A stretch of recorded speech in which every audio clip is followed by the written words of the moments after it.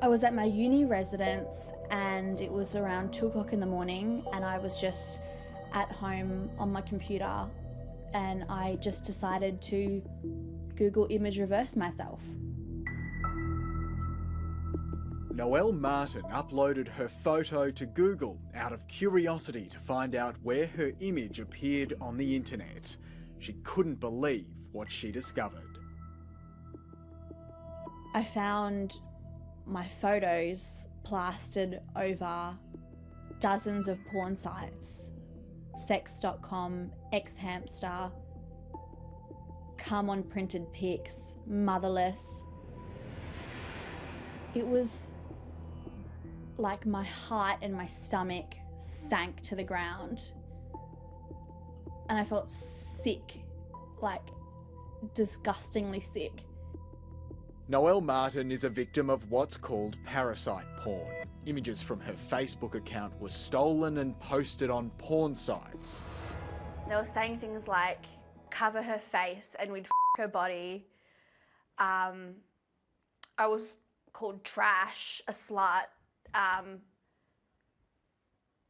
Yeah. And you were how old? I found out about this, I think 18, 19. Yeah, so I just come from Perth, moved to Sydney, studying here all by myself, and then I discovered that this was happening. All her personal information was posted, where she studied, her interests, even where she lived. As she searched further, she found even more confronting images. Her face had been morphed onto graphic pornography. That's my face from a nightclub in Perth. They've literally cropped it.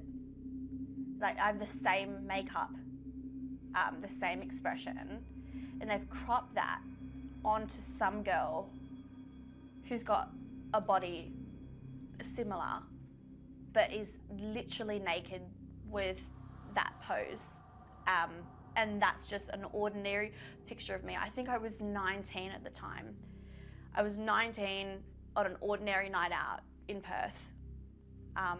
And to go from that to this without my consent, and that's got to be showing up on Google searches. The way to do it is you have to try and get this king. It's a world away from Noelle's everyday life. The final year law student is a former chess champion with no experience of the dark side of cyber porn. With nowhere else to turn, she went to the police. All the police officer said was just to make sure my privacy settings were on private, and that I should communicate with the webmasters myself. And essentially there was nothing that they could do. I was scared doing that, and I really didn't want to do that, but I had no choice. One website administrator she contacted made an extraordinary demand. They said, I'll delete it, but you have to send me a photo of your boobs to get the photos down. What's going through your mind as you're reading that?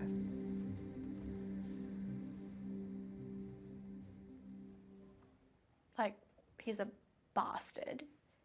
And, I mean, how dare he think that he can control me and manipulate me and blackmail me? You're like trying to take and steal my identity and then use it against me.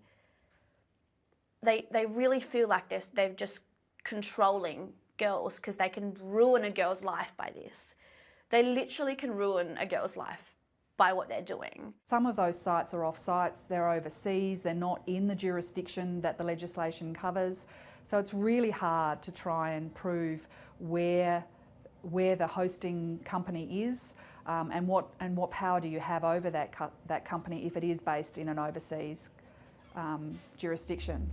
Pornography forums are filled with images stolen from personal social media pages. In an increasing number of cases, those images are being used to extort younger victims. The Children's E-Safety Commissioner has seen a sharp spike in the number of these sorts of complaints in the last few months. Now, this could be a doctored image, or it could be an image that they had shared with somebody they trusted at an earlier time. But what they're finding is those images are being used, if you like, to blackmail them to provide more images. And this can be done in quite an unpleasant and very stressful and targeted way. The eSafety Commissioner has the power to take down Australian websites containing images of people under 18. But there's not much she can do if the websites are hosted overseas. Australian lawmakers are doing what they can, introducing new laws to tackle revenge porn, though every state is doing it differently and there's no uniform definition. The counsellors who deal with its victims believe the laws must be broad enough to include doctored images. Look, I think revenge porn is probably a misnomer because it implies that it's about revenge and it's about pornography, and quite often it's not about that at all. So we prefer the term image-based sexual abuse or image-based sexual exploitation. The New South Wales government is taking submissions on new revenge porn laws which are due to be put to Parliament next year. With Noelle's permission, 730 shared her story with the state's top lawmaker. What's your initial reaction when you see something like that? I can only imagine the emotional impact that would have on a young woman like that. You know, as a mother of a teenage daughter, I have a small insight, I think, into how those kind of actions that can now be taken with mobile phones being so available, enabling these images to be shared across phones, platforms, the internet. And that's why we must have this discussion now. Would you like to see the laws include doctored images? Well, look, I'm waiting to see what people have to say about that. It is an important part of what we're considering as part of this discussion paper. You know, at the heart of it, we know it can have a profound impact on that person's emotional well-being, their future. It's that future Noelle Martin is now taking control of. She's sharing her story so that future employers will see more than just a doctored image. They'll see her resilience and courage. I've worked really hard at uni, you know, working, doing internships, studying hard. I have my life ahead of me, and to have someone or a number of people think they're entitled to do whatever they want with images they find, ordinary images, and just can completely destroy someone.